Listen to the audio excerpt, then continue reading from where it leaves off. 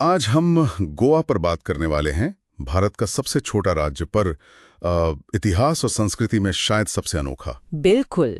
छोटा जरूर है, लेकिन इसकी कहानी बहुत गहरी है। हमारे पास गोवा, इतिहास, संस्कृति और संभावनाएं किताब के कुछ अंश है। हाँ, और इन्हीं के आधार पर हम गोवा की यात्रा को समझने की कोशिश करेंगे। मतलब प्राचीन काल से लेके आज तक। और आगे क्या? जी, खास तौर पे वो पुर्तगाली दौर, लगभग 450 था। वही तो।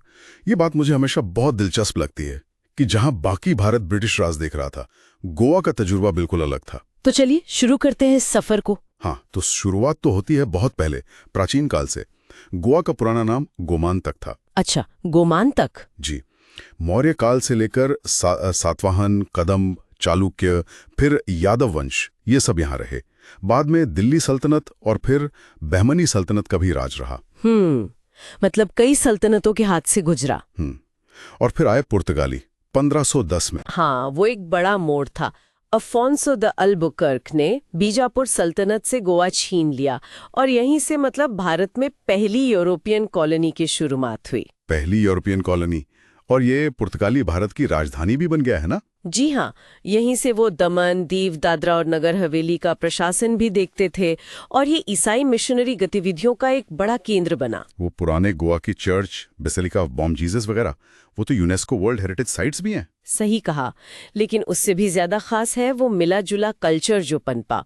पुर्तगाली और भारतीय शैलियों का संगम आर्किटेक्चर में दिखता है, खाने में, संगीत में, यहाँ तक कि भाषा और धर्म में भी। हाँ, ये फ्यूजन आज भी महसूस होता है वहाँ। लेकिन 1947 में जब भारत आजाद हुआ, तब गोवा का क्या हुआ?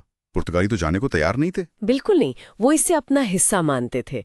भारत सरकार ने काफी कोशिश की, मतलब 1947 से 1961 तक लगभग 14 साल तक बातचीत चलती रही राजनीतिक स्तर पर बात बनी नहीं। नहीं, आखिरकार भारत को सैन्य कार्रवाई करनी पड़ी। ऑपरेशन विजय, दिसंबर 1961 की बात है। जी, 19 दिसंबर 1961। महज 36 घंटे का ऑपरेशन था और भारतीय सेना ने गोवा, दमन और दीव को आजाद करा लिया। इसीलिए 19 दिसंबर गोवा मुक्ति दिवस है। हाँ, पहले ये केंद्र शासित प्रदेश बना और फिर 30 मई 1987 को इसे पूर्ण राज्य का दर्जा मिला, भारत का 25वां राज्य। तो ये तो इतिहास की परतें थीं। अब आते हैं आज के गोवा पर। पहली चीज जो दिमाग में आती है वो है टूरिज्म। समुद्र तट, पार्टियां। हाँ, पर्यटन तो इसकी अर्थव्यवस्था की रीढ़ है। कालांगुट, बागा, पालोलेम जैसे बीच दुनिया भर में मशहूर हैं। पर गोवा सिर्फ यही नहीं है। पुराने चर्च, किले, फिर कार्निवल और शिग्मो जैसे त्योहार भी हैं। और अर्थव्यवस्था में पर्यटन के अलावा खनन भी है, खासकर लोहे का। मछली पकड़ना एक पारंपरिक पेशा है। खेती भी होती है और अब तो नए सेक्टर भी आ रहे हैं, जैसे आईटी और फार्मा। अच्छा, आईटी और फार्मा भी, ये तो बढ़िया है। और शिक्षा के लिहाज से साक्षरता दर काफी ऊंची है, करीब 88%। गोवा यूनिवर्सिटी है, नेशनल इंस्टीट्यूट ऑफ ओशनोग्राफी जैसे संस्थान भी हैं। तो एक तरह से पढ़ा लिखा समाज है। ये सब तो काफी अच्छा लग रहा है, लेकिन चुनौतियां भी होंगी। सूत्र कुछ मुश्किलों का जिक्र करते हैं। हाँ बिल्कुल, सबसे बड़ी चिंता तो पर्यावरण की है। बहुत ज्यादा टूरिज्म और कहीं कहीं अवैध खनन ने असर डाला है। पानी की कमी भी एक मुद्दा है कुछ जगहों पर। और एक बात जो मैंने पढ़ी, युवाओं का बाहर जाना रोजगार के लिए। जी, वो भी एक समस्या है। बेहतर मौकों की तलाश में युवा बड़े शहरों या विदेश चले जाते हैं। तो भविष्य को लेकर क्या सोचा जा रहा है? इन चुनौतियों से कैसे निपटा जाएगा? देखिए, जोर अब सस्टेनेबल टूरिज्म पर है। मतलब इको टूरिज्म, हेरिटेज वॉक, ताकि पर्यावरण पर बोझ कम हो, सिर्फ बीच पर भीड़ न लगे। और अर्थव्यवस्था को सिर्फ पर्यटन पर निर्भर न रखना। हाँ, वही। आईटी पार्क, फार्मा, समुद्री रिसर्च, इन सब पर ध्यान दिया जा रहा है। विविधता लाने की कोशिश है। बिल्कुल।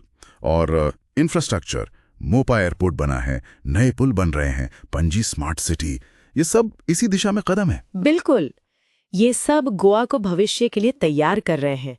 साथ ही स्किल डेवलपमेंट पर भी काम हो रहा है, जैसे हॉस्पिटैलिटी, वाटर स्पोर्ट्स, मछली पालन में ट्रेनिंग, ताकि स्थानीय युवाओं को यहीं अच्छे अवसर मिलें। तो कुल मिलाकर गोवा भले ही साइज में छोटा हो, पर इसकी विरासत और विविधता बहुत बड़ी है।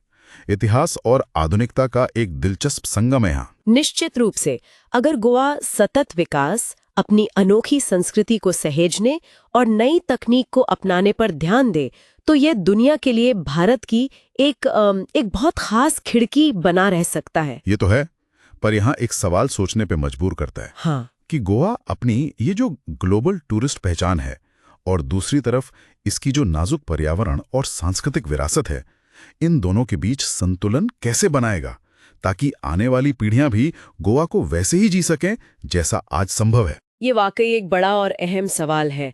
इसका जवाब ढूंढना गोवा के भविष्य के लिए बहुत जरूरी होगा।